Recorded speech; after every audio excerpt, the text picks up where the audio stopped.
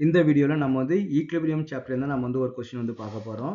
இதுல நமக்கு என்ன கொடுத்திருக்காங்கன்னு பாத்தீங்கன்னா the pH of 0.1 mole solution of cyanic acid வந்து பாத்தீங்கன்னா 2.34 வந்து கொடுத்திருக்காங்க. அப்ப pH வேல்யூ வந்து நமக்கு வந்து கொடுத்திருக்காங்க. அதே நமக்கு என்ன அயனைசேஷன் கான்ஸ்டன்ட்னா Ka வந்து நமக்கு வந்து கேட்டுக்கறாங்க.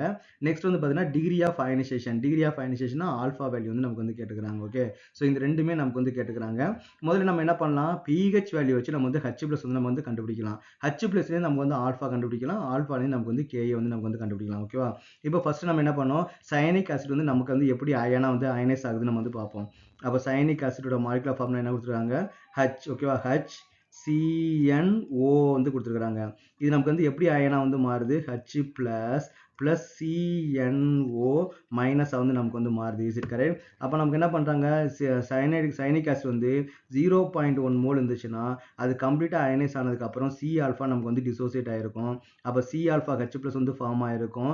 CNO மைனஸ் நமக்கு வந்து C ஆல்பா வந்து நமக்கு வந்து ஃபார்ம் ஆயிருக்கும். Is it correct? அப்ப H+ நமக்கு என்ன பண்ணலாம் H+ நம்ம கண்டுபிடிச்சிட்டோம்னா அதுலயே நம்ம என்ன பண்ணலாம் ஆல்பா வேல்யூ நம்ம வந்து கண்டுபிடிச்சிடலாம். அப்ப முதல்ல நமக்கு என்ன தேவை pH வேல்யூல இருந்து நம்ம வந்து H+ அயனோட H+ வந்து நம்ம வந்து கண்டுபிடிக்கணும். Okay.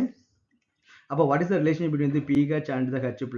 pH which is equal to minus log of என்ன வரும் பார்த்தீங்கன்னா H+ வந்து வரும். Okay, minus log of H+. அப்போ log of H+ which is equal to minus pH. அப்போ நமக்கு என்ன வரும் minus 2.34. அப்போ what is the H+ concentration? H+ concentration which is equal to anti-log of. Okay, so anti-log of minus 2.34 வந்து வரும். அப்போ நான் எப்பவுமே சொல்லியிருக்கிறேன் ஆன்டிலாக் எடுக்கும்போது மைனஸ்க்கு வந்து டைரெக்டாக எடுக்க முடியாது. அப்போ ஒன்றை வந்து நம்ம வந்து சப்ராக்ட் பண்ணணும். அப்போ நமக்கு எப்படி வரும்னா மைனஸ் 3.66 வந்து வரும். ஸோ நம்ம என்ன பண்ணோம் 0.6 தான் நமக்கு வந்து ஆன்டிலாக் வந்து கண்டுபிடிக்கணும். அப்போ ஆன்டிலாக் ஆஃப் வந்து 0.6 நமக்கு எவ்வளோ வந்து பார்த்தீங்கன்னா 4.57. அப்போ -3 நமக்கு என்ன பவர்ல வந்து போயிடும். அப்போ 10 to the power of -3. அப்போ இதான் நமக்கு வந்து H+ ஓட கான்சன்ட்ரேஷன். அப்போ H+ concentration which is equal to C alpha இல்லையா? அப்போ C alpha which is equal to 4.57 into 10 to the power of -3. Is it correct? அப்போ what is the alpha value? அப்போ alpha which is equal to 4.57 into 10 to the power of -3 divided by concentration. இங்க concentration நமக்கு என்ன கொடுத்துருக்காங்க 0.1 வந்து கொடுத்துருக்காங்க. அப்போ alpha value which is equal to 1 அர்த்தம் 1 into 10 to the power of -1 இல்லையா? அப்போ மேலே போகும்போது நமக்கு வந்து +1 வந்து மாறும். அப்போ 4.57 into 10 to the power of -2 வந்து இருக்கும். So this is the alpha value. Is it correct? அப்போ நெக்ஸ்ட் நம்ம என்ன பண்ணோம் Ka வந்து கண்டுபிடிக்கணும். அப்போ Kaன்றது என்னது product concentration divided by reactant concentration. அப்போ ப்ராடக்ட்ஸ்ல என்னென்ன கான்சன்ட்ரேஷன் இருக்குது C ஆல்பா இருக்குது டிவைடட் பை நமக்கு என்ன 0.1 மைனஸ் C ஆல்பா வந்து எழுதலாம். அப்போ C ஆல்பாவோட வேல்யூ நமக்கு வந்து என்ன பார்த்துருக்கிறோம் 4.57 into 10 to the power of -3. Is it correct? அப்போ என்ன பண்ணலாம் 4.57 into 10 to the power of -3 the whole power 2. ஏன்னா 2 C ஆல்பா வந்து நமக்கு வந்து இருக்குது இல்லையா? divided by 0.1 மைனஸ் அப்போ C ஓட வேல்யூ என்னது இங்க நமக்கு வந்து C ஆல்பா நமக்கு வேல்யூ தெரியும் இல்லையா? C ஆல்பாவோட வேல்யூ என்னது 4.57 into 10 to the power of -3. Okay, இந்த பாயிண்ட் ஒன்று இந்த வேல்யூ நமக்கு வந்து செப்பரேட் பண்ணும்போது நமக்கு வந்து ஒன்றும் பெரிய சேஞ்சஸ் வராது. பட் இருந்தாலும் நமக்கு வந்து ஆல்பா வேல்யூ தெரியும் இல்லையா? அதனால நம்ம வந்து ஆல்பா வேல்யூ நம்ம வந்து சப்ஸ்டிட் பண்ணி பார்ப்போம். இப்போ 4.57 வந்து ஸ்கொயர் பண்ண நமக்கு என்ன வரும் 4.57 into 4.57 which is equal to 20.88 into 10 to the power of -6 வந்து வருது. இந்த 1 வந்து நீங்க மைனஸ் பண்ண நமக்கு என்ன வரும் 0.1 ஒரு 4 0 ஆட் பண்ணிப்போமா? இது வந்து பார்த்தீங்கன்னா 10 to the power of -3 இல்லையா? அப்போ 10 to the power of -3 அப்படின்னா 0.0046 எடுத்துப்போம் 46. அப்போ இது செப்பரேட் பண்ணீங்கன்னா எனக்கு என்ன வரும் 4 வந்து வரும் 9 வந்து வரும் 9 வந்து வரும் 9 வந்து வரும். இது ஆல்மோஸ்ட் நமக்கு வந்து 0.1 தான் இல்லையா? அப்போ நம்ம என்ன பண்ணலாம் இது நெக்லிஜிபிள் அமௌண்ட் தான் இருக்கும்.